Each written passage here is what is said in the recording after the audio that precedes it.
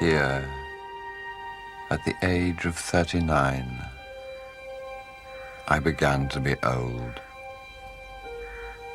As I lay in that dark hour, I was aghast to realize that something within me, long sickening, had quietly died. I felt as a husband might feel, who in the 4th year of his marriage suddenly knew he had no longer any desire or tenderness or esteem for a once beloved wife.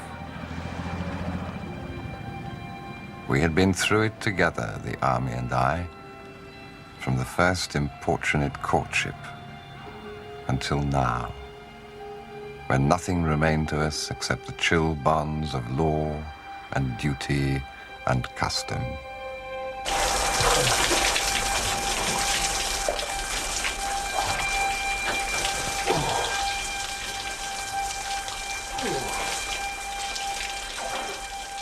We were leaving that day, and I reflected that whatever scenes of desolation lay ahead of us, I never feared one more brutal than this.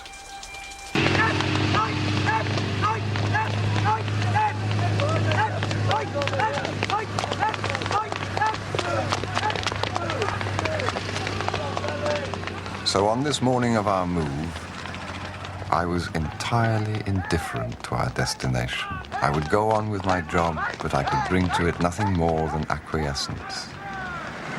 When we had marched into this camp in the winter of 1943, I had brought with me a company of strong and hopeful men.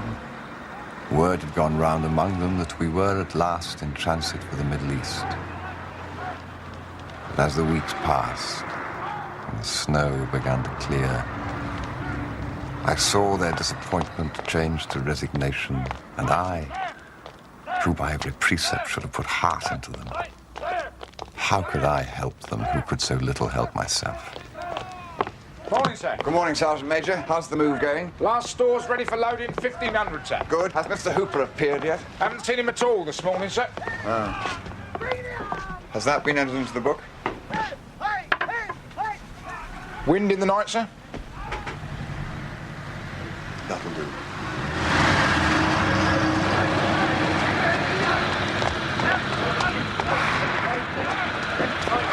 Morning, Hooper. Good morning, sir.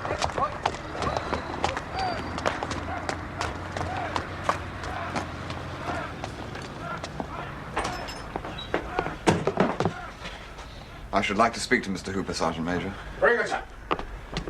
Where the devil have you been? I told you to inspect the lines. How are these? Sorry.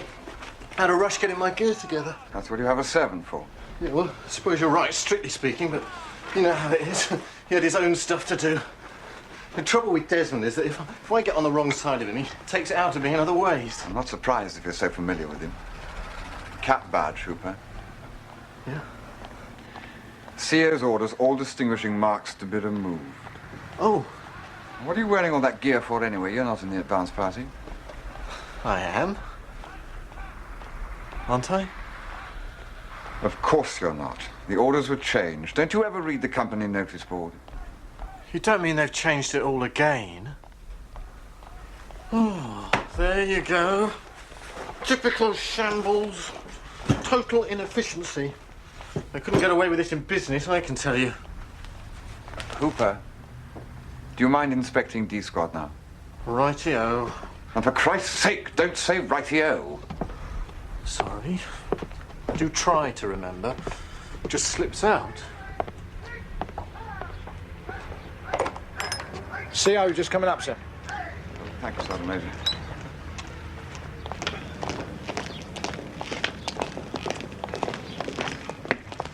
Good morning, sir. Well, Ryder, everything squared up here? Yes, I think so, sir. Think so? You ought to know. Ah, has that been entered in barrack damages? Not yet, sir. Not yet, eh? I wonder when it would have been if I hadn't seen it.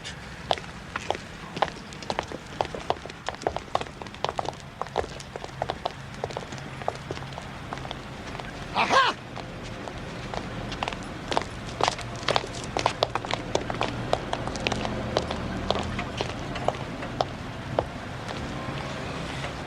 Charge! Just look at that.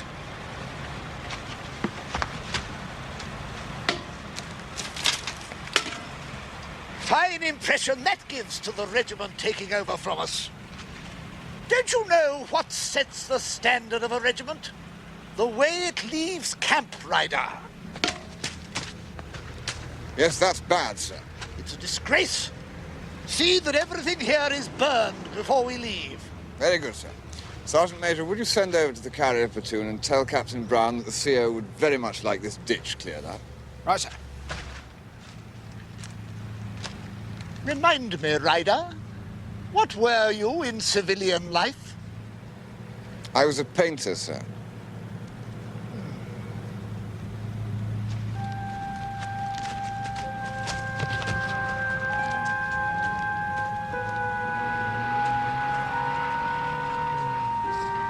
You shouldn't do it, sir. You shouldn't, really. That's not our rubbish. Maybe it's not, sir, but you know it is. If you get on the wrong side of senior officers, they'll take it out of you right away. What made her get away? When Sandy went off on his Arcadia, she followed him all the way to Inverary. You can't ram it home to men hard enough. This is top security. If I find any of those female camp followers when we arrive, I shall know there's been a leakage. Right, sir, I'll see there's a new order. I called my wife last night. She hasn't the slightest idea where I am. Doesn't make sense. That's the third time we've copped it this week. Picking on you, old boy. How is the family, by the way? Children sound a bit difficult. Jennifer says they always turn into monsters the minute my leave's over. That young officer over there, isn't he one of yours? Yes, sir. What's his name again? Lieutenant Hooper, sir. His hair needs cutting. He's in no shape to go to a new HQ. I'll tell him, sir. That's the sort of thing, Ryder, that lets down the regiment. It does, sir. I'll see that it's done. God, the officers they send us now. In my late regiment, if a young officer was intending to go to a new HQ like that, the other subalterns would bloody well have cut his hair for him.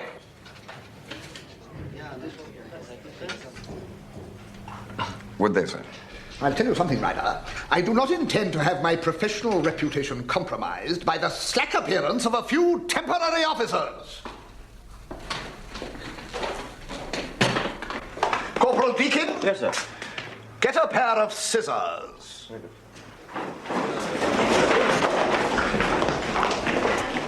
Lieutenant James? Sir. Cut that man's hair for him.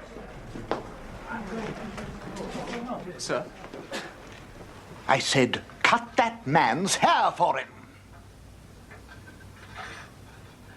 I'm sorry, sir. I don't quite understand. Is that an order, sir?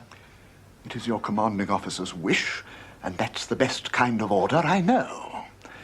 Go on. Get him tidied up.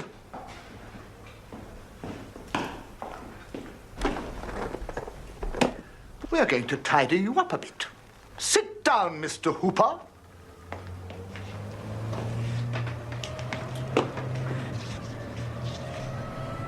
Your scissors, sir. Give them to Lieutenant James. Now, can't you understand an order? Get on with it. Go on, start cutting it.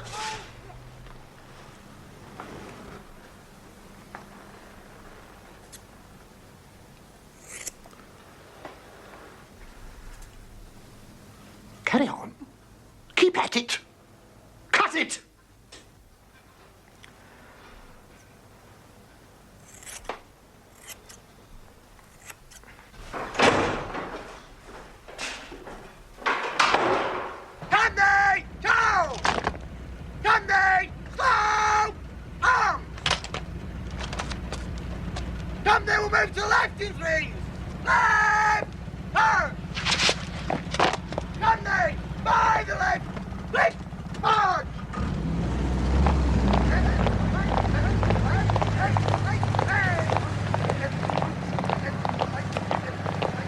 Sorry about your hair, Hooper. Oh, that's all right. It's not the sort of thing that used to happen in this regiment. No hard feelings. I can take a bit of support. I say, any idea where we're off to? None.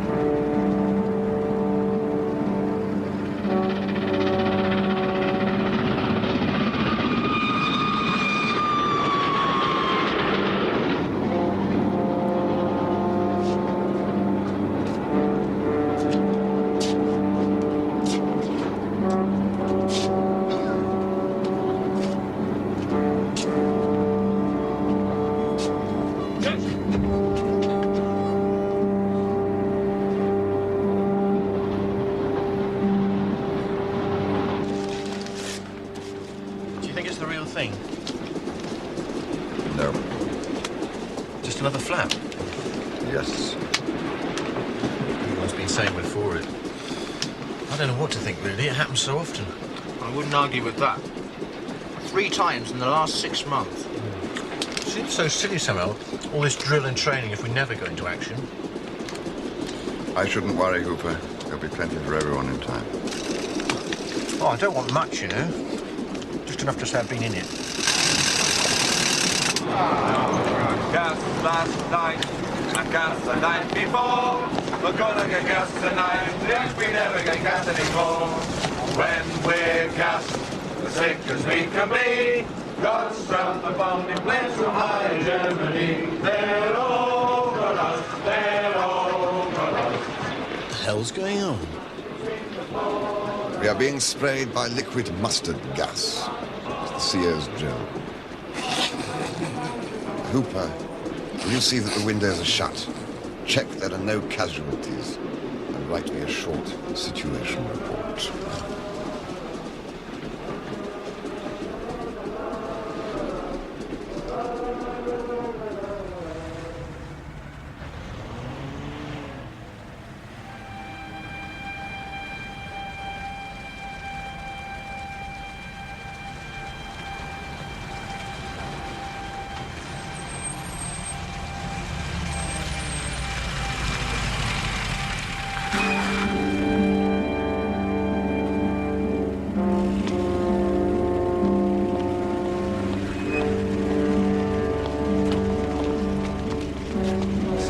Drive on for a bit, sir.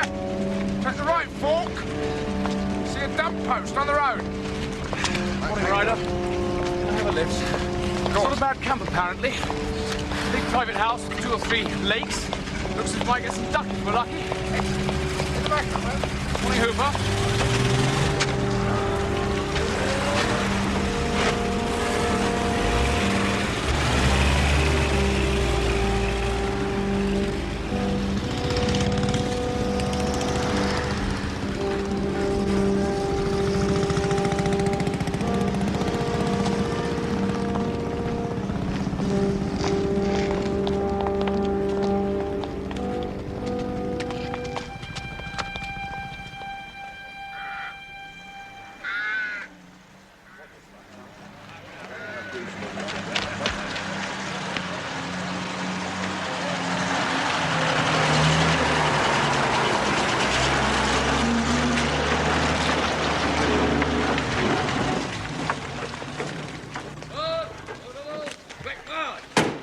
Right, you lot, get it moving.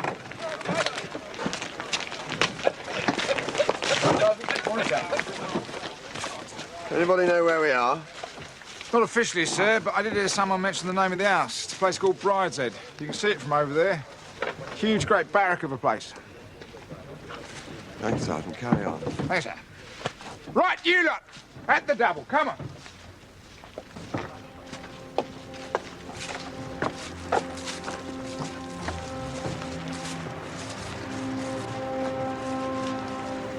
It was as though someone had switched off the wireless, and a voice that had been bawling in my ears incessantly, fatuously, for days beyond number, had been suddenly cut short. An immense silence followed. Empty at first, but gradually filled with a multitude of sweet, natural, and long-forgotten sounds. For he had spoken a name that was so familiar to me, a conjurer's name of such ancient power, that at its mere sound the phantoms of those haunted late years began to take flight.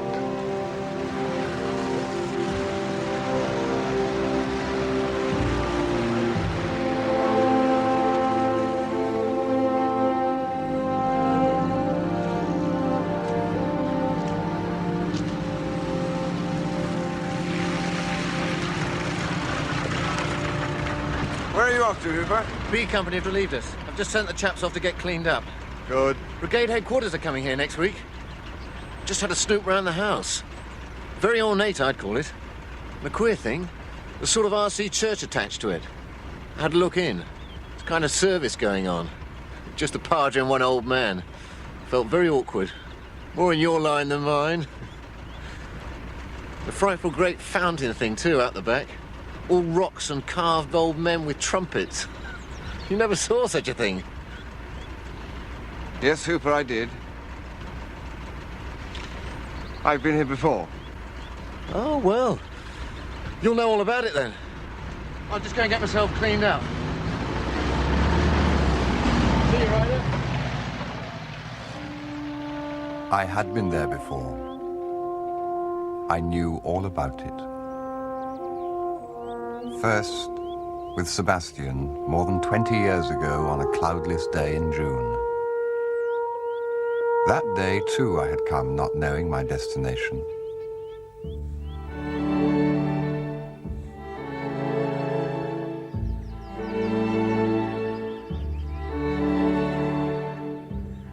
Oxford, in those days, was still a city of aquatint. When the chestnut was in flower, and the bells rang out high and clear over her gables and cupolas, she exhaled the soft airs of centuries of youth.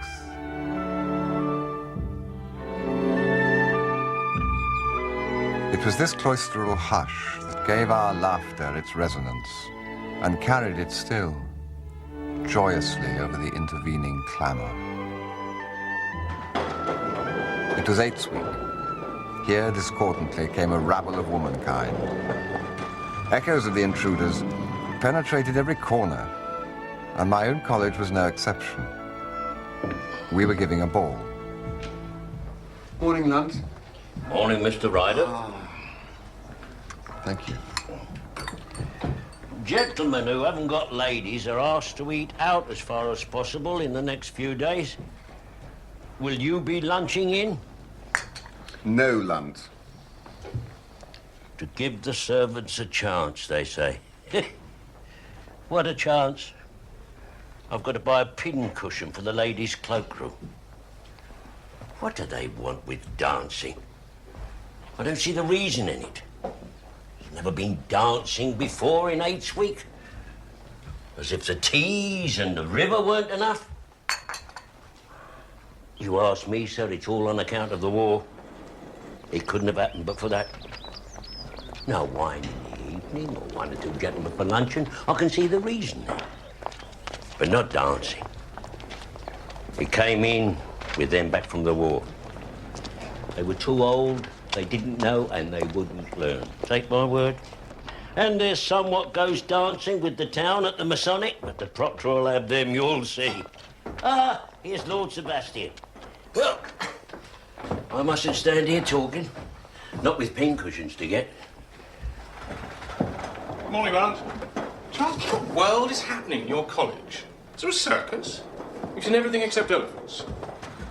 I must say, the whole of Oxford is becoming very peculiar suddenly. Last night it was pullulating with women. You're to come away with me, at once, out of danger.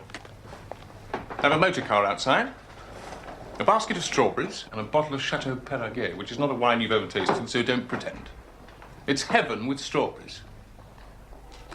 I shall go and get my things. And bring some money in case we see anything we want to buy. Yes.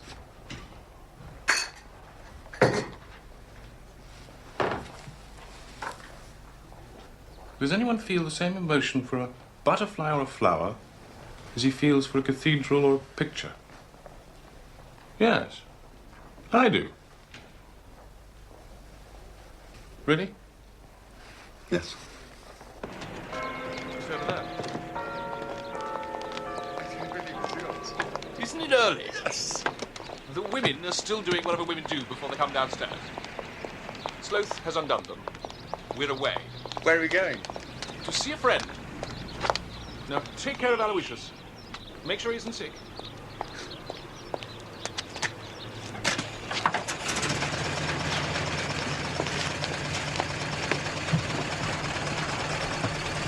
Where did you get the car? The property of a very gloomy man called Hardcastle. Do please return the bits to him if I kill myself.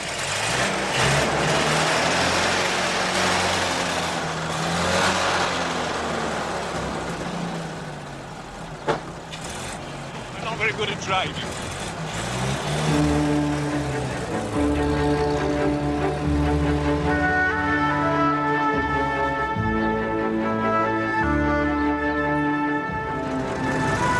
God bless Hardcastle! Whoever he may be! He was supposed to be coming with us. Well, I did tell him 10 o'clock. But he was still in bed at 8. And I thought he's not very eager. Much kinder to go without him. Oh, it's a pity neither of us can sing.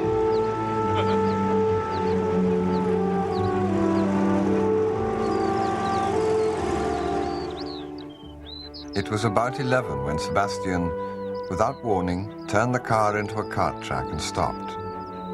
We ate the strawberries and drank the wine. As Sebastian promised, they were delicious together. The fumes of the sweet golden wine seemed to lift us a finger's breadth above the turf and hold us suspended.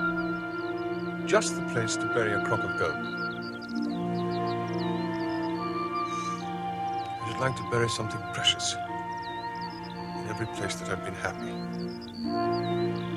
So that when I'm old and ugly and miserable, I'll come back and dig it up. And remember.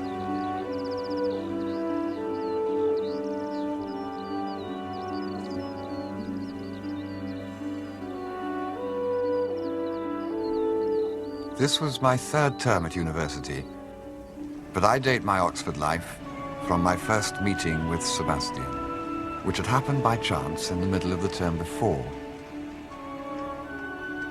We were in different colleges and came from different schools, so I might well have spent my 3 or 4 years in university and never have met him, but for the chance of his getting drunk one evening in my college and of my having ground floor rooms in the front quadrangle. I had been warned of the dangers of these rooms by my cousin Jasper, who alone, when I first came up, thought me a subject for detailed guidance.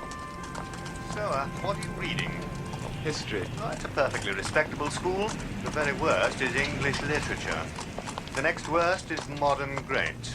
Now, you want either a first or a fourth. There's no value in anything between. Time spent on a good second is time thrown away. Now, you should go to the very best lectures, Arkwright on Demosthenes, for instance, irrespective of whether they're in your school or not. Clothes. Dress as you do in a country house. Never wear a tweed jacket and flannel trousers. Always wear a suit. And go to a London tailor. You get better cut and longer credit. Good afternoon, sir. Don't treat dons like schoolmasters. Treat them as you would the vicar at home. Clubs.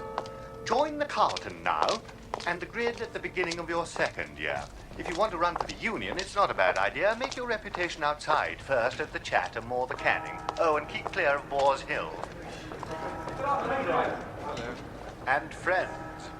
Charles, do watch the people you make friends with.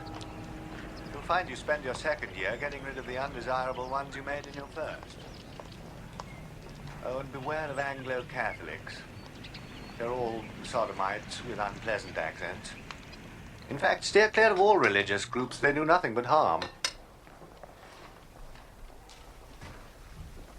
I say, was this here when you arrived? No, it's mine. I put it up. It's Van Gogh. Really? This is very pretty. Well, I must be off. I've got a JCR meeting at past. Oh, by the way, one last point. Change your rooms. But I was lucky to get them. Ground floor rooms on the front quad. Terribly dangerous. I've seen men ruined. People start dropping in. They leave their gowns here, then pick them up on the way to hall. And you start giving them sherry. Before you know where you are, you'll have opened a free bar to all the undesirables in the college.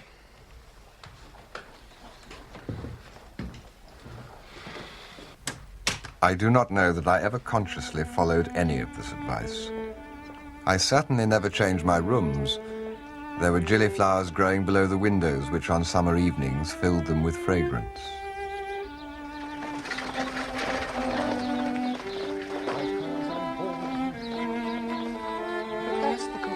fantasy of modern aesthetics, Charles. Don't you see? You mean the whole argument of significant form stands or falls by volume? Precisely. If you allow Cézanne to represent a third dimension in his two-dimensional canvas, then you must allow Landseer his gleam of loyalty in the Spaniel's eye. My earliest friends were Collins, a Wickhamist and an embryo Don, a man of solid reading and childlike humour, and a small circle of college intellectuals who maintained a middle course of culture between the flamboyant aesthetes and the proletarian scholars. It was by this circle that I found myself adopted during my first term. They provided the kind of company I had enjoyed in the sixth form at school, and for which the sixth form had prepared me. But even in the earliest days, when the whole business of living at Oxford with rooms of my own and my own checkbook was a source of excitement, I felt at heart that this was not all which Oxford had to offer.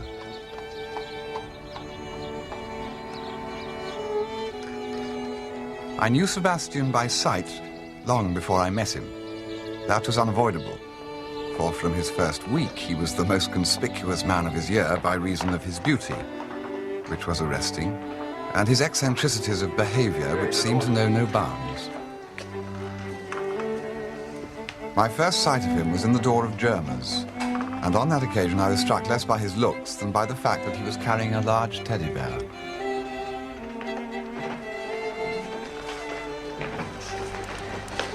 Sheer exhibitionism. That was Lord Sebastian Flight. Most amusing young gentleman. Apparently. This way, sir.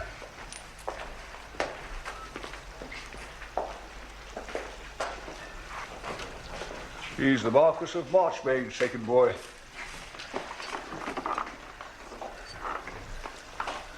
His brother, the Earl of Brideshead, went out last term. Now, he was very different. Quite like an old man. What do you suppose Lord Sebastian wanted? A hairbrush for his teddy bear. It had to have very stiff bristles. Not Lord Sebastian said to brush him with, but to threaten him with the spanking when he was sulky. He bought a very nice one with an ivory back. He's going to have Aloysius engraved on it. That's the teddy bear's name. The barber, who in his time had had ample chance to tire of undergraduate fantasy, was plainly captivated by him. I, however, remained censorious.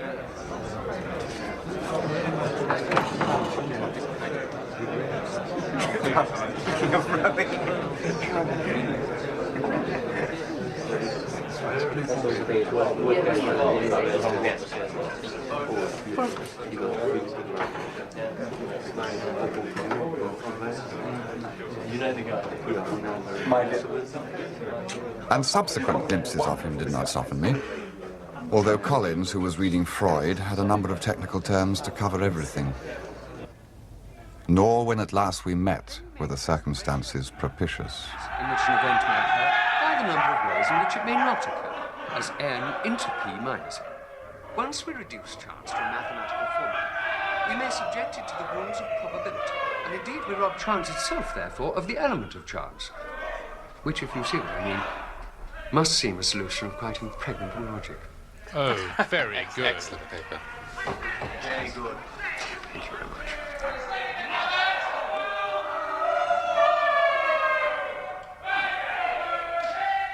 There was a question.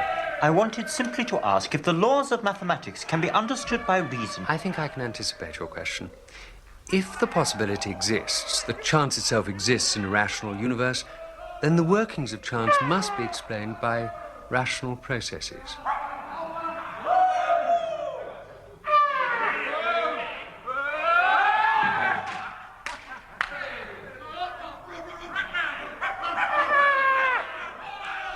If we believe that God created this rational world, then it's perfectly possible to believe that... Awful people. What are they doing in there? Looks like a bloody prayer meeting to me.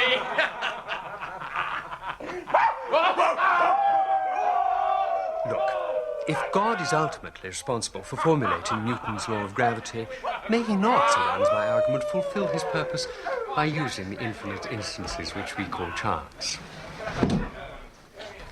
Shouldn't we say, then, that chance is the very basic principle of our life in this rational universe?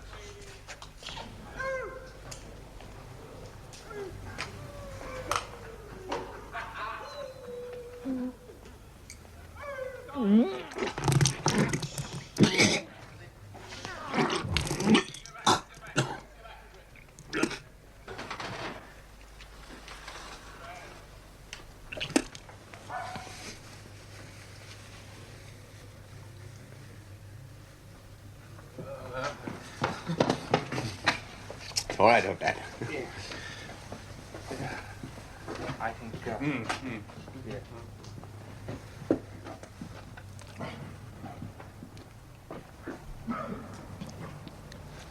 I trust that you will forgive my friend. The wines were too various. But it was neither the quality nor the quantity that was at fault, it was the mixture. Well, grasp that and you have the very root of the matter. To understand all is to forgive all. Yes.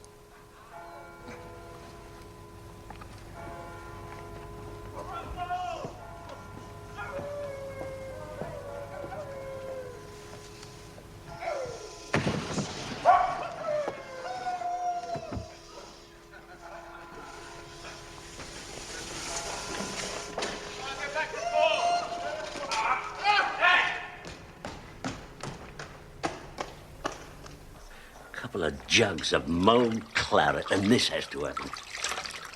You couldn't even get to the window, could you? Them that can't keep it down are better without it. It wasn't one of my party. It was someone from out of college. Yes, well, it's just as nasty to tear up wherever it was. There's 5 shillings on the sideboard. So I saw it, and thank you. I'd rather not have the money and not have the mess in the morning. With the restoration of the monarch, the age of Puritanism was finally vanquished. I took my gown and left him to his task. In those days, I still frequented the lecture room.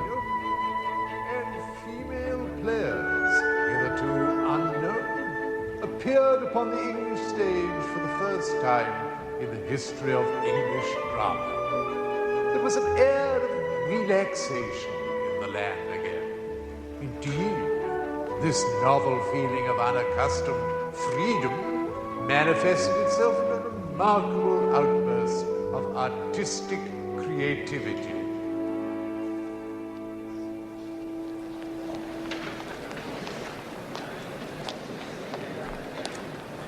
You clean your room.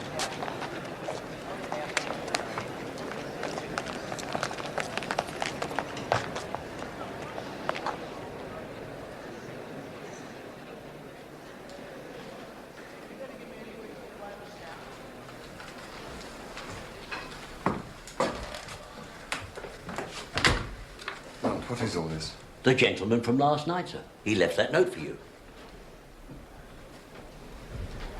I'm very contrite. Aloysius won't speak to me until he sees I'm forgiven. So please come to luncheon today. Sebastian Flatt. A most amusing young gentleman, sir. I'm sure it's a pleasure to clean up after him.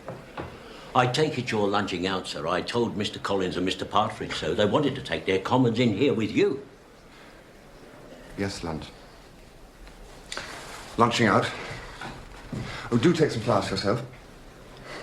And Mrs. Lunt, if you care to. Oh, thank you, sir. There is no Mrs. Lunt.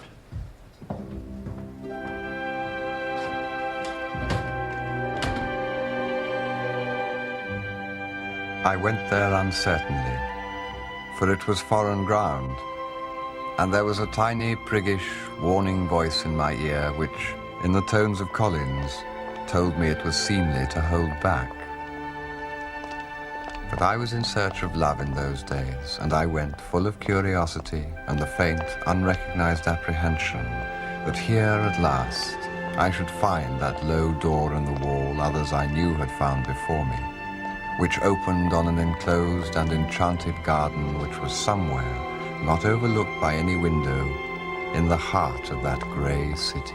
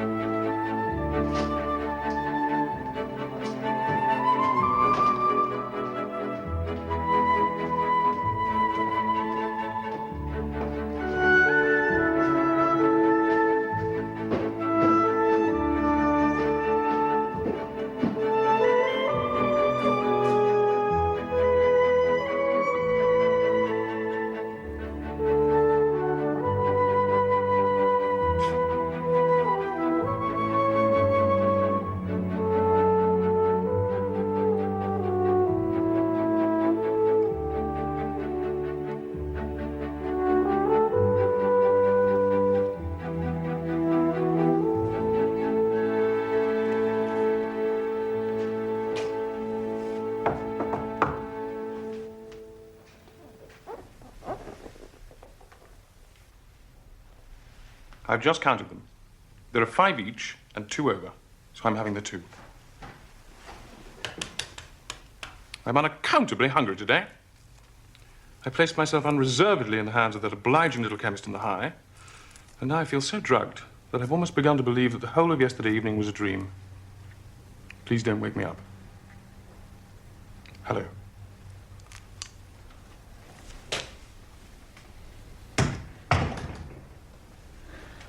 Hello. Let's have some champagne.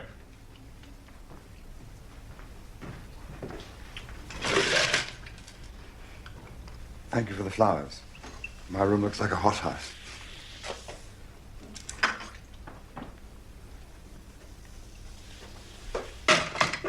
My beastly scout has put Aloysius to bed, which is probably just as well, since there won't be any plover's eggs for him. Do you know, Hobson hates Aloysius. I wish I had a scout like yours. It was perfectly sweet to me this morning, when some people might have been quite strict. Only one piece last night. There was nice frightful rumbles outside my staircase, so I assumed it must be due to you. Nonsense. It was quiet as life, so damn close thing that went back with Alistair. As each guest came into the room, he made first for the plover's eggs, then noticed Sebastian, and then myself, with a polite lack of curiosity which seemed to say, we should not dream of being so offensive as to suggest that you never met us before. I say, plover's eggs. First I've seen this year. Where'd you get them? Mummy sent them from Brideshead. They always lay early for her. If I does get up with that kind of thing,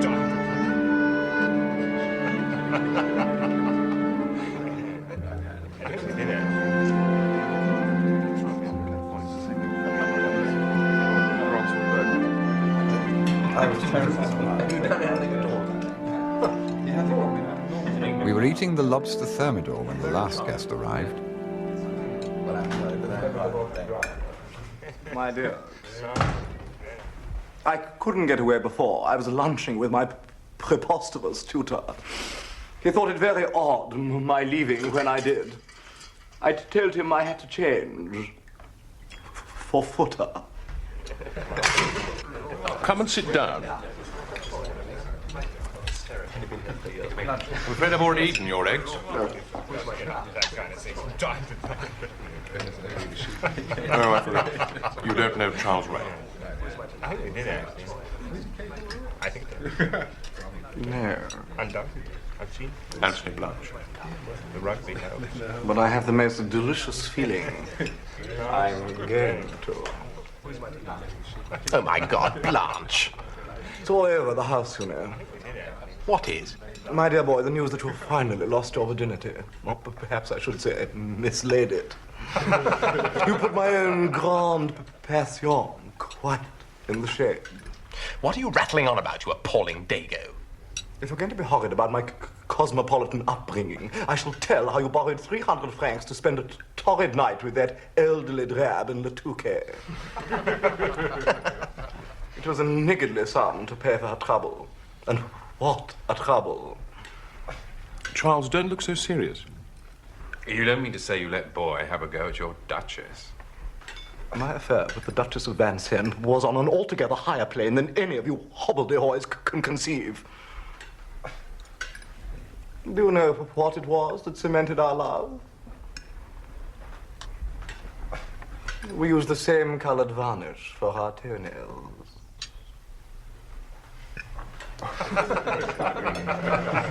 You paint your tail not quite right. It's mad. Have you ever heard anything like it? People.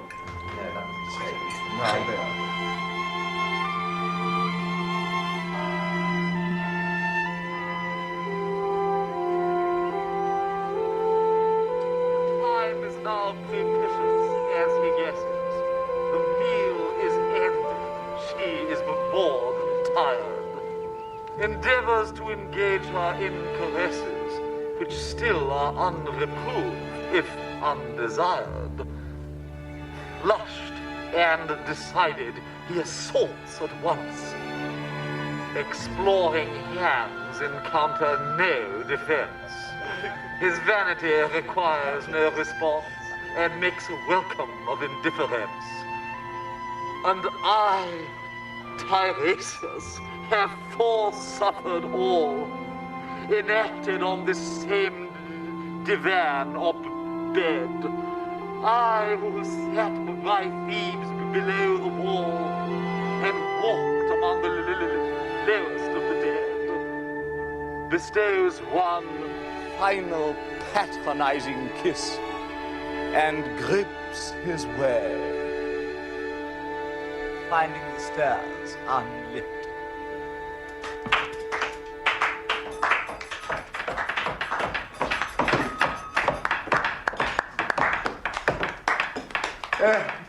How I have surprised them. All boatmen are Grace darlings to me. Too much, too much. Now we have to open these terrible squares. Something had to be done by that damn Nancy. Help me out. I'll see enough of him.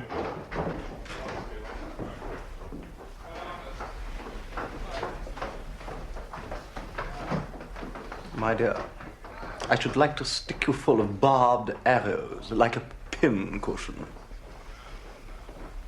I think it's perfectly brilliant of Sebastian to have discovered you. Where do you lurk? I shall come down your burrow and chiver you out like an old toad. Au revoir.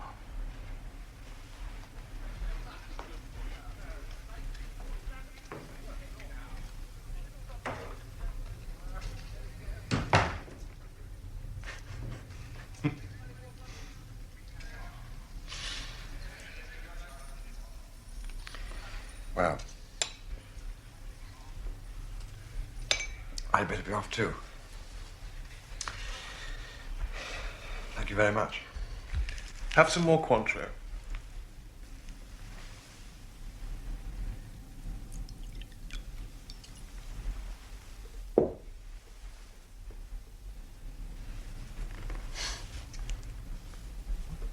Then I must go to the Botanical Gardens. Why? To see the ivy.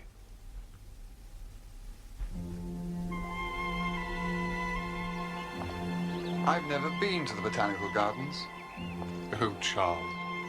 What a lot you have to learn. There are more kinds of ivy than I ever knew existed. I don't know where I should be without the Botanical Gardens.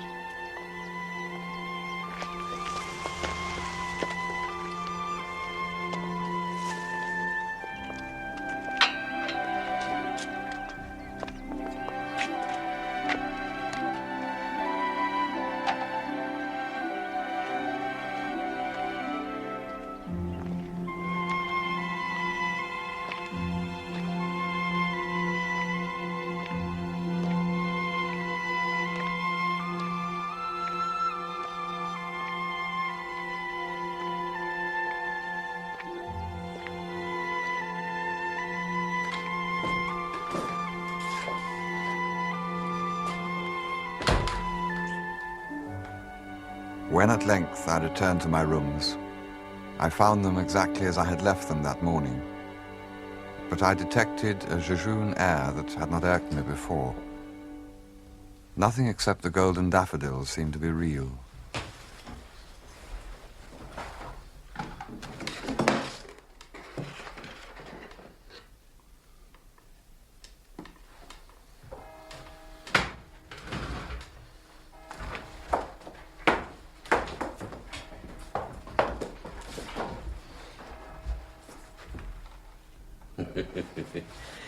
If you ask me, sir, I was never very fond of that myself.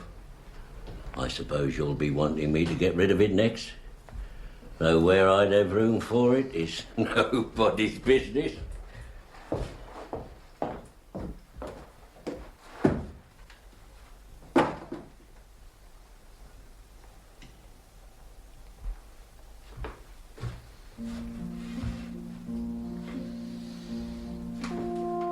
That day was the beginning of my friendship with Sebastian.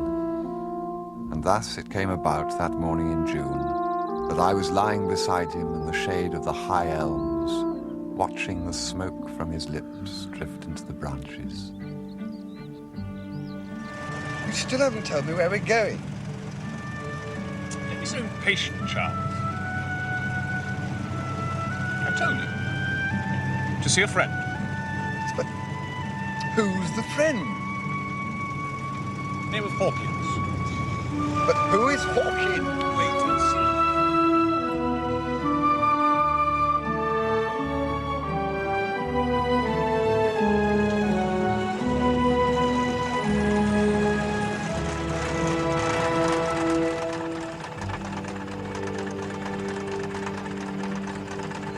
Well? Well? What a place to live in. It's where my family live. Don't worry, they're all away. You won't have to meet them. But I should like to. You can't. They're in London dancing.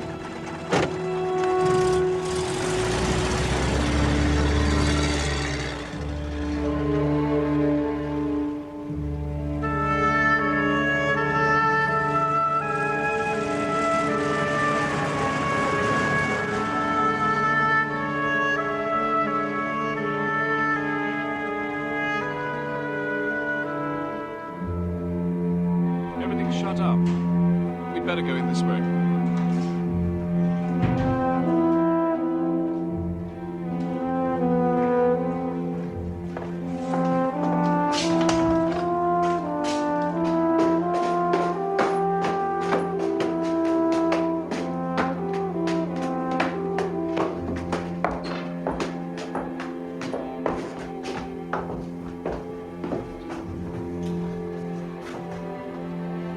I want you to meet Nanny Hawkins. That's what we've come for.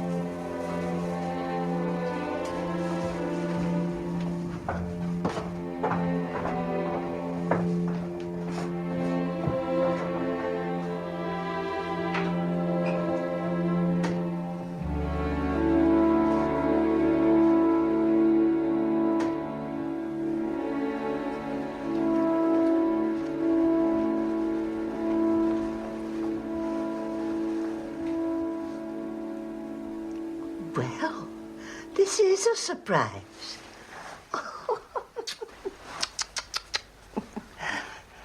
Who's this? I don't think I know him. Well, this is Mr. Charles Ryder, Nanny. Friend of mine from Oxford. Oh, How do you do, Mrs. Hawkins? how do you do? You've come just the right time. Julia's here for the day. She was up with me nearly all the morning telling me about London. Such a time they're all having. You must have just missed her. It's the Conservative women. She won't be long. She's leaving immediately after her speech before the tea.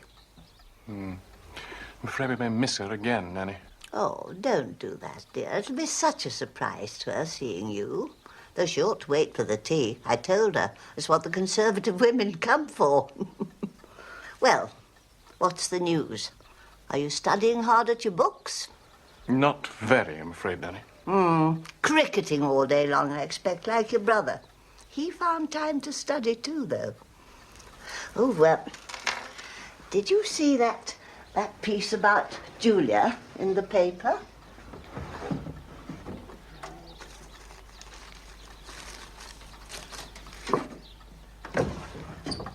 She brought it down for me. Not that it's nearly good enough of her, but what it says is very nice. The lovely daughter whom Lady Marchmain is bringing out this season. Witty as well as ornamental. The most popular debutante. Well, that's no more than the truth, though it was a shame to cut her hair. Such a lovely head of hair she had, just like her ladyship's. I said to Father Phipps, it's not natural. He said, nuns Sebastian do it. and the I old said, woman well, talked Father, on. you're surely not going to make a It was a nun charming of room. Julia. Laid out on top of the mantelpiece were a collection of small presents which had been brought to her at various times by her children, the souvenirs of many holidays. Presently, it was time for tea. Look, Nanny, I'm afraid we can't stay for tea. We really must get back. Oh, Julia will be upset when she hears. It would have been such a surprise for her. Goodbye, Nanny. Bye, love. Come along, Charles. Goodbye. Goodbye.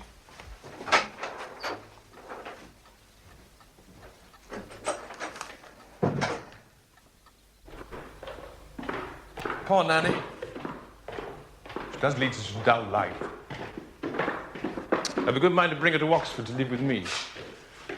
And you should always be trying to send me to church. I must go quickly before my sister gets back. Who are you ashamed of, her or me? I'm ashamed of myself. I'm not going to let you get mixed up with my family. They're so madly charming. All my life they've been taking things away from me. If they once got hold of you with their charm, they'd make you their friend and not mine, and I won't let them. All right. I'm perfectly content. But aren't we going to go see some more of the house? So shut up. I came to see Nanny. On Queen Alexander's Day, it's all open for a shilling. Come and look if you want to.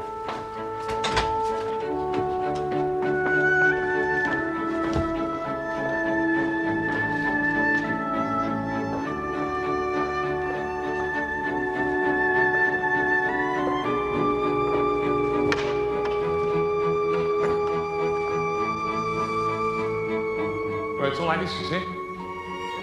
Nothing to see. A few pretty things I'd like to show you someday. Not now. But there's the chapel. You must see that.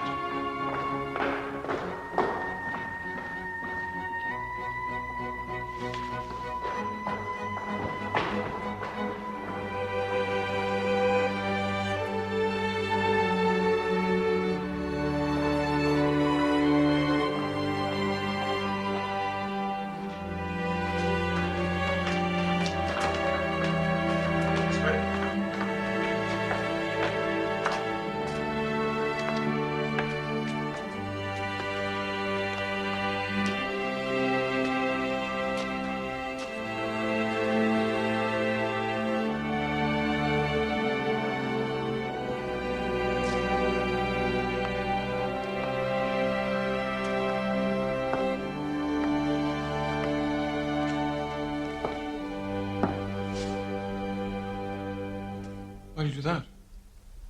Just good manners. Well, you needn't on my account.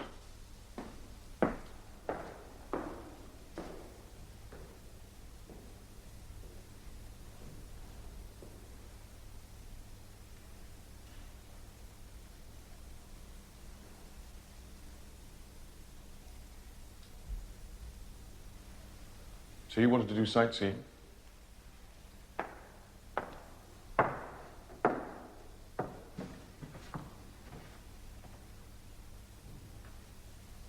What do you think of this?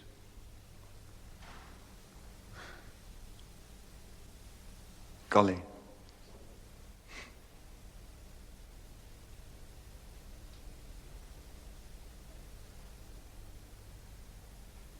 Papa had it restored for Mama. As a wedding present.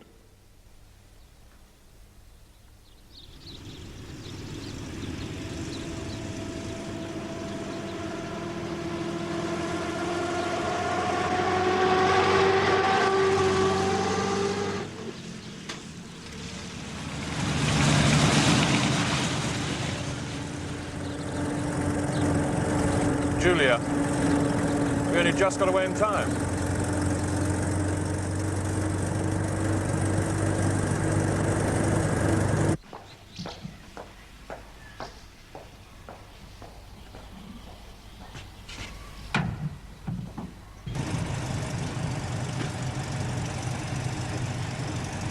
I'm sorry. I'm afraid I wasn't very nice this afternoon. Brideshead often has that effect on me.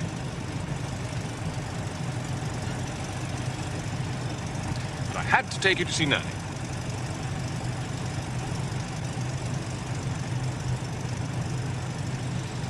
I don't keep asking you questions about your family. Neither do I about yours. But you look so inquisitive. You're so mysterious about them. I'd hoped I was mysterious about everything. Perhaps I am rather curious about people's families. Because it's not a thing I know much about. There's only my father and myself. An aunt used to keep an eye on me, but my father drove her abroad. You don't know what you've been saved. There are lots of us. Look them up into Brett.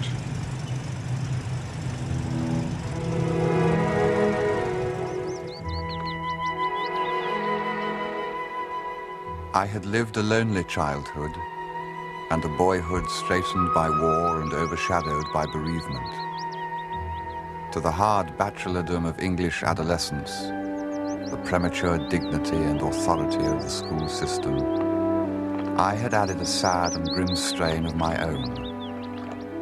Now, that summer term with Sebastian, it seemed as though I was being given a brief spell of what I had never known. A happy childhood. And though its toys were silk shirts and liqueurs and cigars, and its naughtiness high in the catalogue of grave sins, there was something of a nursery freshness about us that fell little short of the joy of innocence. Towards the end of that term, I took my first exams. It was necessary to pass if I was to remain at Oxford, and pass I did, after a week in which I forbade Sebastian my rooms and sat up to a late hour with iced black coffee and charcoal biscuits, cramming myself with neglected texts. I remember no syllable of them now, but the other, more ancient love which I acquired that term will be with me in one shape or another till my last hour. The end of that term was also the occasion of the last visit and grand remonstrance of my cousin Jasper. I was just free of the schools, having taken the last paper of history previous the day before. Jasper's sub-fusk suit and white tie proclaimed him still in the thick of it. He had the exhausted but resentful air of one who fears he has failed to do himself full justice on the subject of Pindar's orphism. Duty alone had brought him to my rooms at great inconvenience to himself and, as it happened, to me. I don't know what sort of allowance my uncle makes you, but you must be spending double. Is that paid for?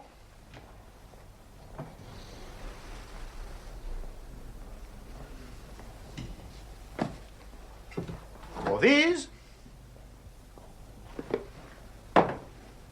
Or this peculiarly noisome object? Yes. I had to pay cash for the skull.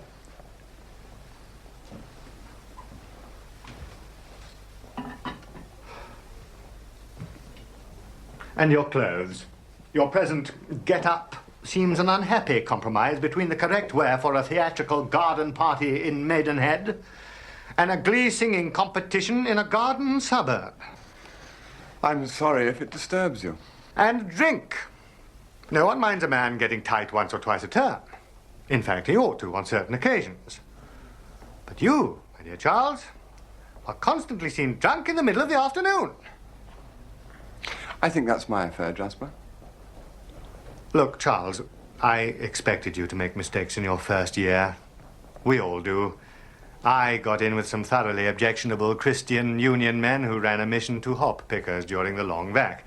But you, my dear Charles, whether you realize it or not, have gone hook, line, and sinker to the very worst set in the university. So that's what's worrying you? Well, Anthony Blanche. There's a man there's absolutely no excuse for. I don't particularly like him myself. Well, he's certainly always hanging about here. You realize the stiffer element in college don't like it. They won't stand for him at the house. They threw him in Mercury last night. I heard. You may think that living in digs, I don't know what goes on in college, but I hear things. In fact, I hear too much. I find I become a figure of mockery on your account at the dining club. And then there's that chap, Sebastian Flight, you seem inseparable from. Well, he may be all right, I don't know. His brother, Brideshead, was a very sound fellow. But this friend of yours, well, he looks odd to me, and he gets himself talked about. I'm sorry, Jasper. I know it must be embarrassing for you, but I happen to like this bad set. I like getting drunk at luncheon. And although I haven't quite spent double my allowance yet, I undoubtedly shall by the end of the term. Will you join me? I usually have a glass of champagne about this time. If you stay, you might meet the despicable Mr. Blanche. I'm dining with him tonight. No, thank you. I have Greek history and morals on Monday. So my cousin Jasper despaired. Looking back, there is little I would have left undone, or done otherwise. Perhaps now I could match my cousin Jasper's gamecock maturity with a sturdier fowl. I could tell him that to know and love one other human being is the root of all wisdom.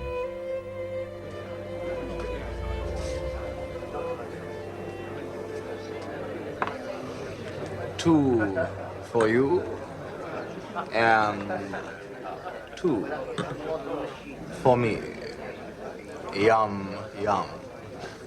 I expect you would prefer sherry, but my dear Charles, you're not going to have sherry. You're going to try this delicious concoction instead.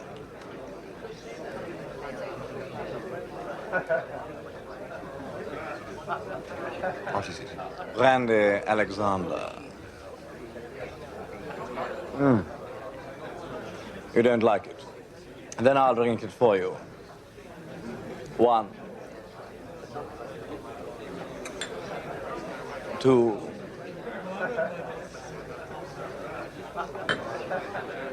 3, 4.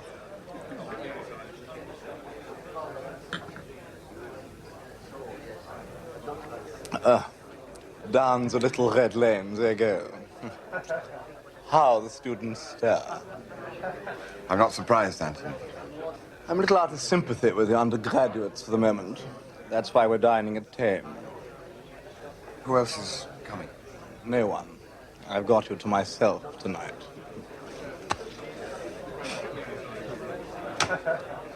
There's a delightful hotel there, which luckily doesn't appeal to the hearties of the Bullingdons. You heard what they did to me last night. Yes, It's too naughty.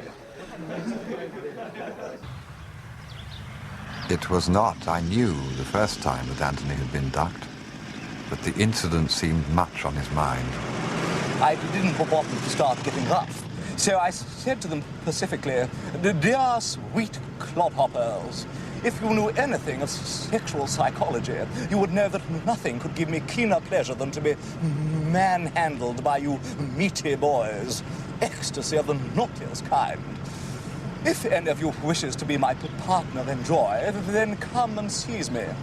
If, on the other hand, you wish to satisfy some obscure and less easily classified libido, then come with me quietly to the water." So, I just got in the fountain, and, you know, it really was rather refreshing. So I sported there and struck some attitudes. La fatigue du Nord. Now, you can't imagine an unpleasantness like that happening to Sebastian, can you? No, I can't. No. Sebastian has charm. Such charm. Of course, you haven't known him as long as I have. How long have you known him, Anthony? I was at school with him. You wouldn't believe it, but in those days, people used to say he was a little bitch. The rest of us were constantly being beaten in the most savage way on the most frivolous pretext, but never Sebastian. I can see him now, at the age of 15. He'd never had spots, you know. Boy Mulcaster was positively scrofulous, but not Sebastian. Or did he have one rather stubborn one at the back of his neck? Yes, now I think of it, he did. Narcissus with one pustule. You know, he and I were both Catholics, so we used to go to Mass together. He used to spend such time in the confessional, I used to wonder what he had to say. Because he never did anything wrong. Never quite. At least, he never got punished. Perhaps he was just being charming through the grill. I told Cocktail all about you. He's absolutely agog. You see, my dear Charles, you are that very rare thing. An artist. But who recognizes you? The other day I told Sebastian that you drew like a young Angre. And do you know what he said? Yes.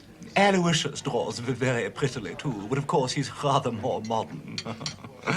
So charming, so amusing.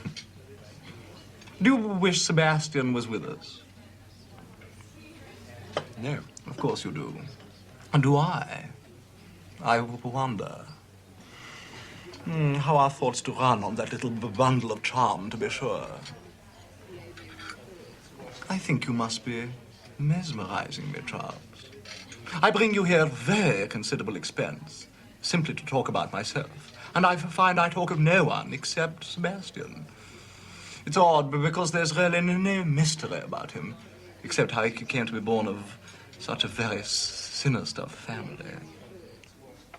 It's when one gets to the parents that a bottomless pit opens. My dear, such a pair.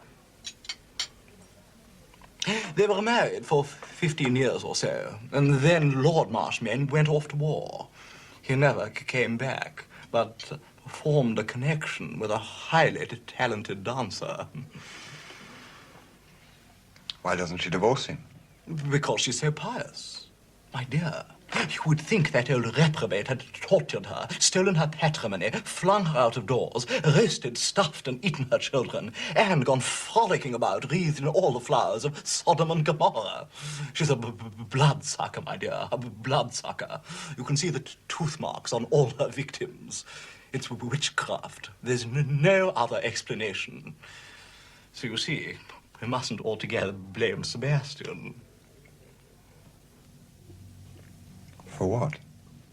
For seeming a little insipid. But then, of course, you don't blame Sebastian, do you, Charles?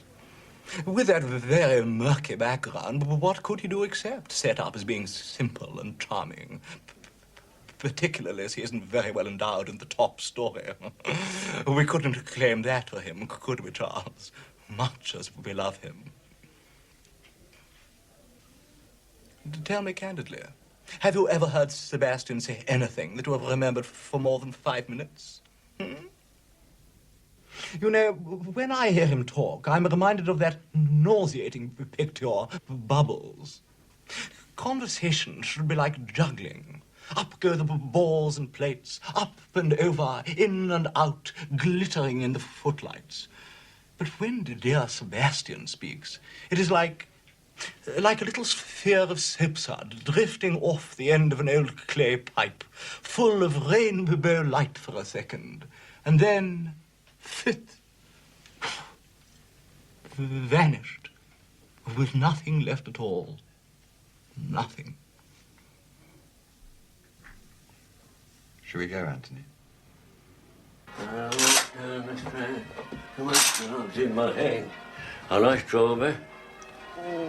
What's the time? Oh, it's after 9 o'clock. I let you lie in. I didn't think you'd be going to corporate communion. And you were absolutely right, love.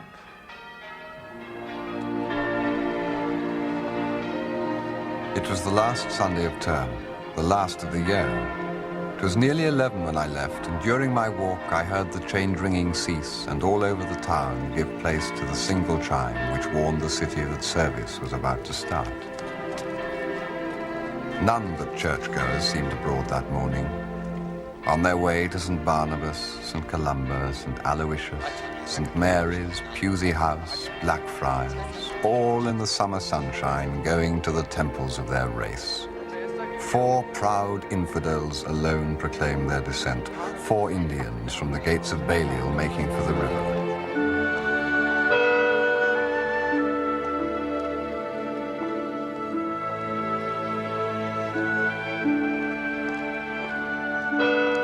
So, through a world of piety, I made my way to Sebastian.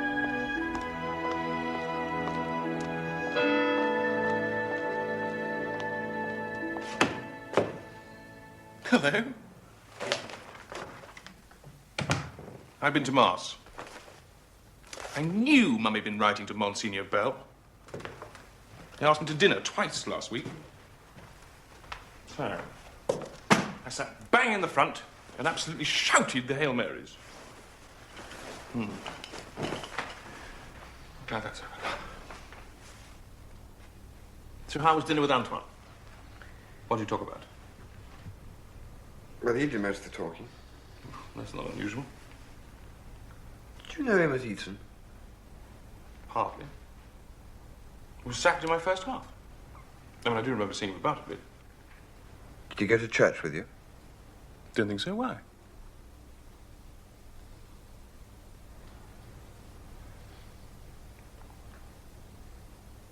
Has he met any of your family? Charles, how very peculiar you're being today. No, don't suppose so. So why all this interest? Well, I'm just trying to find out how much truth there was in what he said last night. Very little, I should think. That's his great charm. Well, you may think it charming. I think it's devilish. You know, he spent most of last evening trying to turn me against you. And he almost succeeded. Did he? How silly.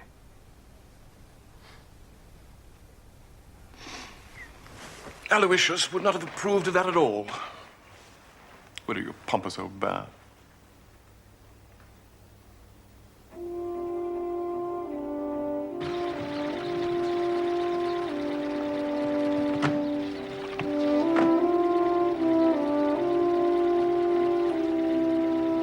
The long vacation came, and Sebastian disappeared into that other life of his where I was not asked to follow. I was left instead forlorn and regretful. I returned to my father's house without plans and without money. I faced a bleak prospect. I was overdrawn at the bank, and without my father's authority, I could draw no more.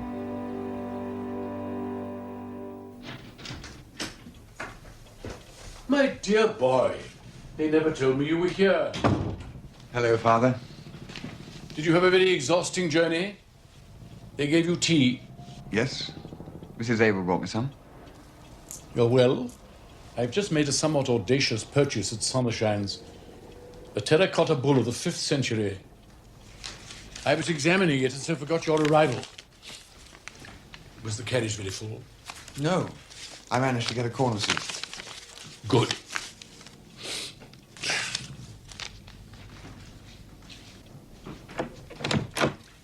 Hayter brought you the evening paper.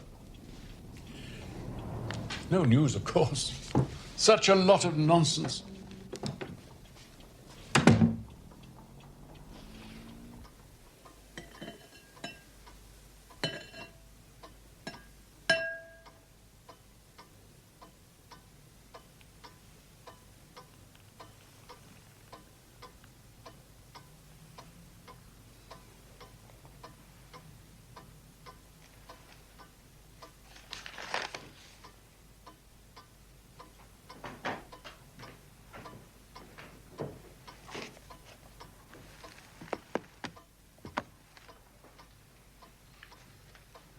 What do you like to drink? Hater, what have we for Mr. Charles to drink? There's some whiskey. There's whiskey. Perhaps you like something else. What else have we? There isn't anything else in the house, sir. There's nothing else. You must tell Hater what you would like and he will get it in. I never keep any wine now. I am forbidden it and no one comes to see me. But while you are here, you must have what you like. You are here for long? I'm not quite sure, Father. It's a very long vacation. In my day, we used to go on what was called reading parties, always in mountainous areas. Why? Why should alpine scenery be thought conducive to study?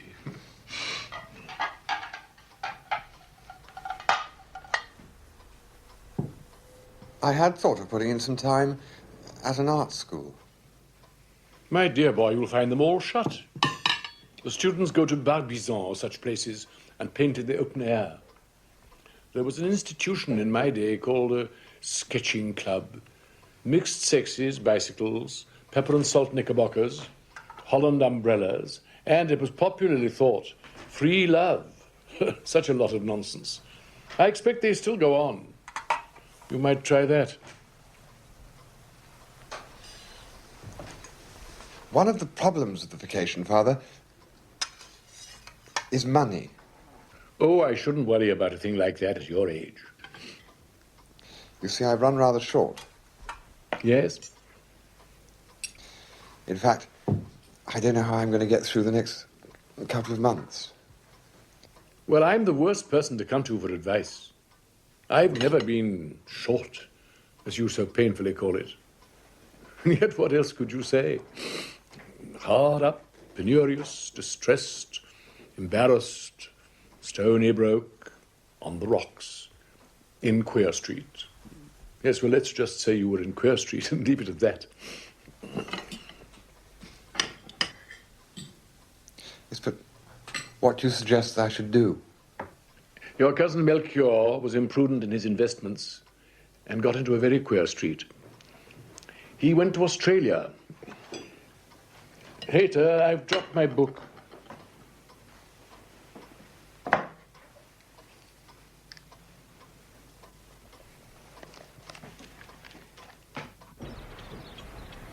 During the sultry week that followed, I saw little of my father during the day. He spent hours on end in his study.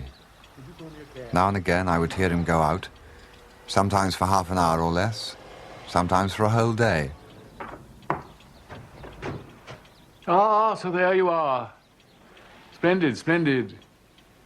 Very warm today. Very warm. Yes.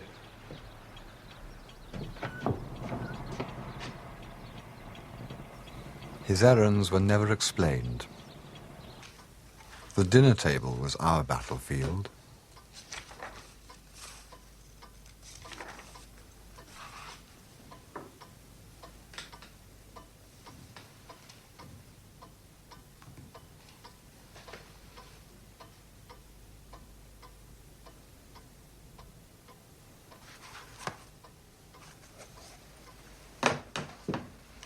I do think, Charles, you might talk to me. I've had a very exhausting day. I was looking forward to a little conversation. Of course, Father.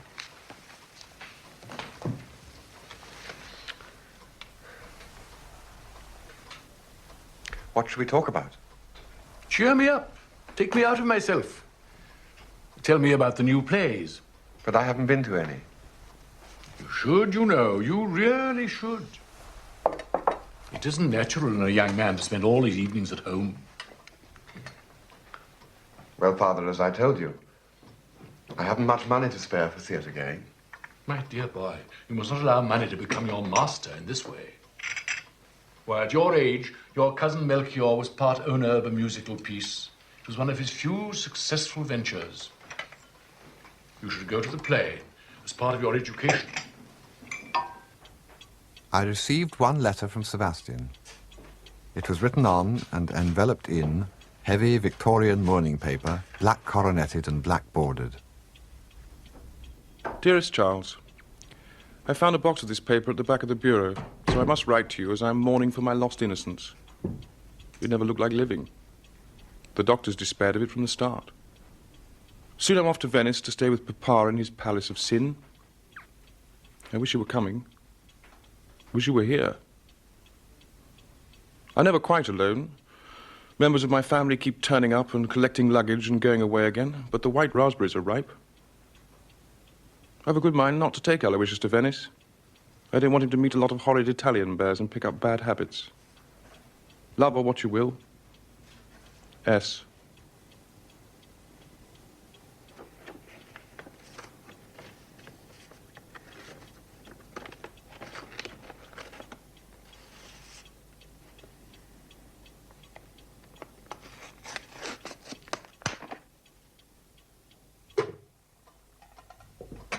Strife was internecine during the next fortnight, but I suffered the more, for my father had greater reserves to draw on. One day, by chance, a weapon came to hand. I met an old acquaintance of school days named Jorkins. I never had much liking for Jorkins, but I greeted him with enthusiasm and asked him to dinner. My father was quick to retaliate. He made a little fantasy for himself that Jorkins should be an American. So nice of you to come all this way, Mr. Jorkins. Oh, it isn't far. It's really only a matter of minutes. Ah, science annihilates distance. You are over here on business. Well, I'm in business, if that's what you mean. I had a cousin who was in business. You wouldn't know him, it was before your time. I was telling Charles about him only the other night. He has been much in my mind. He came a cropper. You find his misfortune a subject for mirth. Or perhaps you are unfamiliar with the word I used. You, no doubt, would say, folded up. Well, I don't know that. I mean... I suppose with your standards, you find our life here very parochial. My father was master of the situation. Nonetheless, there are fine things to Throughout see. the evening, he played a delicate one-sided parlor game with him, explaining any peculiarly English terms in the conversation, translating pounds into dollars, so that my guest was left with the vague sense that there was a misconception somewhere as to his identity, which he never got the chance of explaining. I mean, if... Only once I thought my father had gone too far. Of course, I'm afraid, living in London, you must sadly miss your national game.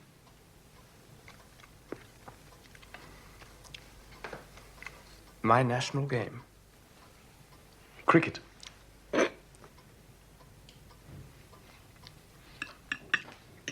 Never mind. I've decided to diversify Charles' evenings at home. Tonight I have a surprise. I've asked a few young friends over for a little music making. Charles, you know the Orme Herricks.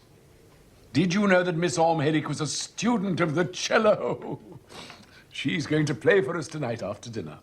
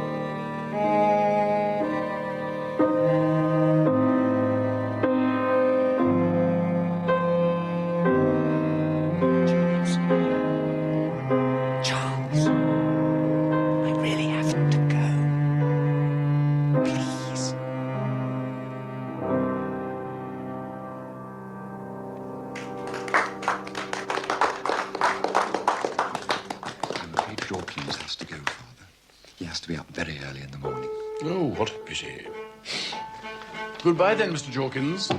I hope you'll pay us another visit the next time you cross the herring pond. Goodbye, Mr. Ryder, and thank you. I'm so sorry I have to leave. I'll just see him out. Such a versatile young man. You must ask him again, soon.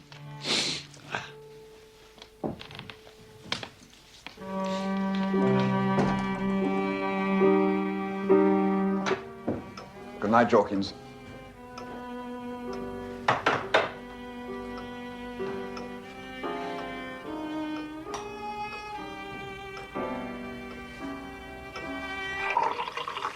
What very dull friends I have. You know, without the spur of your presence, I would never have roused myself to invite them. I've been very neglectful about entertaining lately. Now you are paying me a long visit. I will have many such evenings. You liked Miss Orme-Herrick?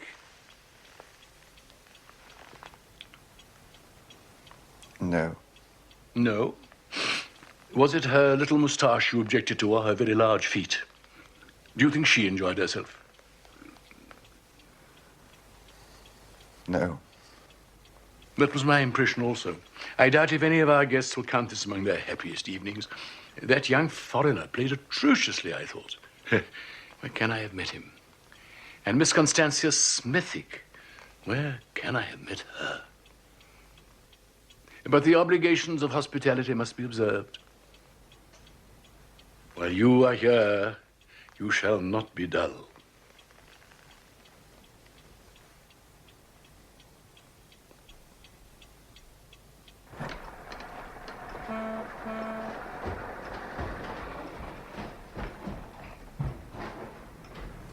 Finally, one Sunday afternoon, a telegram arrived from Sebastian, which threw me into a state of fevered anxiety. Father. You'll never guess where I've spent the day. I've been to the zoo. It was most agreeable. The animals seemed to like the sunshine so much. Father, I have to leave at once. Yes? A friend of mine, he's gravely injured. I must go to him. There's a train in about half an hour. Gravely injured, come at once, Sebastian.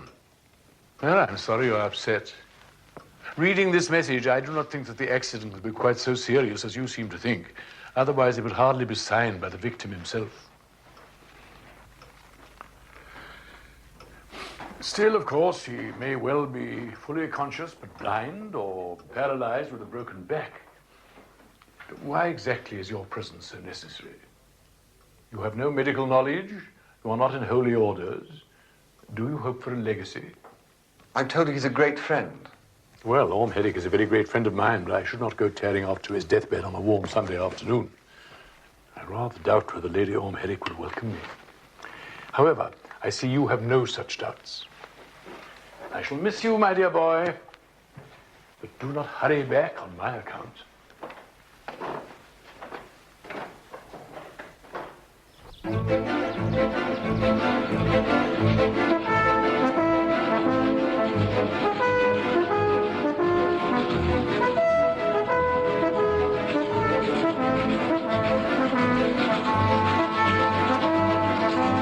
Fear worked like yeast in my thoughts, and the fermentation brought to the surface in great gobs of scum the images of disaster. A loaded gun held carelessly at a stile, a horse rearing and rolling over, a shaded pool with a submerged stake, a car at a blind corner. All the catalogue of threats to civilized life rose and haunted me. I even pictured a homicidal maniac mouthing in the shadows, swinging a length of lead pipe. Keisha? A Brideshead, sir? Yes. Lady Julia's waiting in the yard. Hello.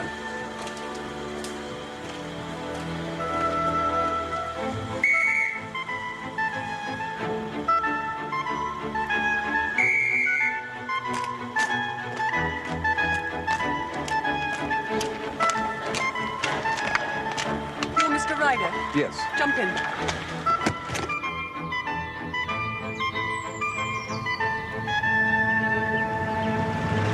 How is he? Oh, he's fine. Have you had dinner? Yes, on the train. Well, I expect it was beastly. There's some more at home. Sebastian and I are alone, so we thought we'd wait for you. What's happened to him? Didn't he say? I expect he thought you wouldn't come if you knew. He's cracked a bone in his foot so tiny that it hasn't a name. But they x-rayed it yesterday and told him to keep it up for a month. It's a great bore to him, putting out all his plans. He's been making the most enormous fuss. Everybody else is gone. At first he tried to make me stay back with him. Well, I expect you know how maddeningly pathetic he can be. I almost gave in, and then I said, surely there must be someone you can get hold of. And he said everybody was away or busy, and anyway, no one else would do. But at last he agreed to try you, and I promised I'd stay if you failed him. So you can imagine how popular you are with me. I must say, I think it's noble of you to come all this way at a moment's notice. How did he do it? Believe it or not, playing croquet. He lost his temper and tripped over a hoop. Not a very honourable scar.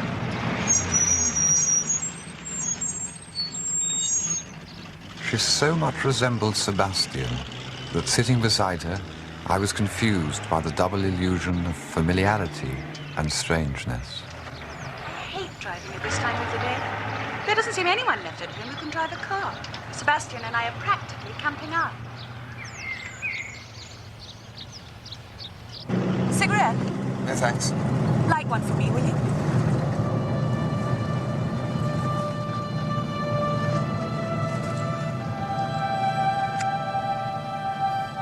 It was the first time in my life that anyone had asked this of me. And as I took the cigarette from my lips and put it in hers, I caught a thin bat squeak of sexuality, inaudible to any but me. Thanks. You've been here before. Nanny reported it. We both thought it very odd of you not to stay to tea with me. That was Sebastian. You seem to let him boss you around a good deal. You shouldn't. It's very bad for him.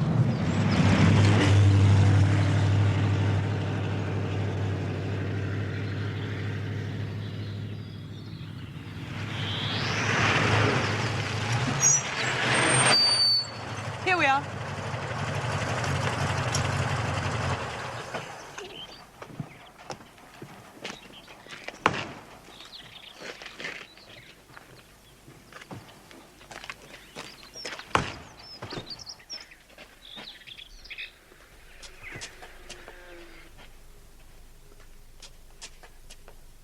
Past Sebastian to have started dinner without it. Thank you. Hello, darling.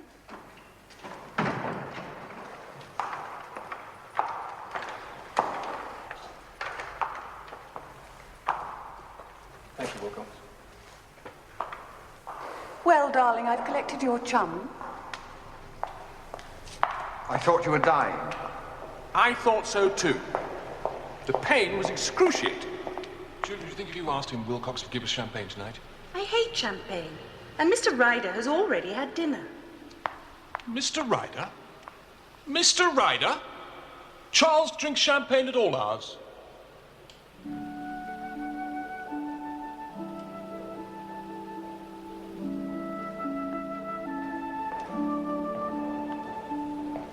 know, looking at this great swaddled foot of mine, I can't get it out of my head that I've got gout. And that gives me a craving for champagne.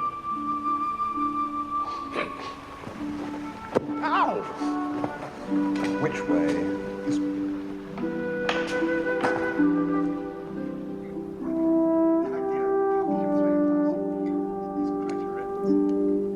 Dinner was served in the red dining room. While they dined, I ate a peach and told them of the war with my father. And he said to him, living in London, you must miss your national game. And Jorkin said, what national game? And my father said, why, cricket, of course. I mean, I really think he's sometimes quite mad. Sounds perfect poppet to me. And now I'm going to leave you, boys. Where are you off to? Nursery. I promised Nanny a last game of Halma. Dear Nanny Hawkins, she lives entirely for pleasure. Good night, Mr. Ryder, and goodbye. I'm leaving early. I can't tell you how grateful I am to you for relieving me at the sick bed.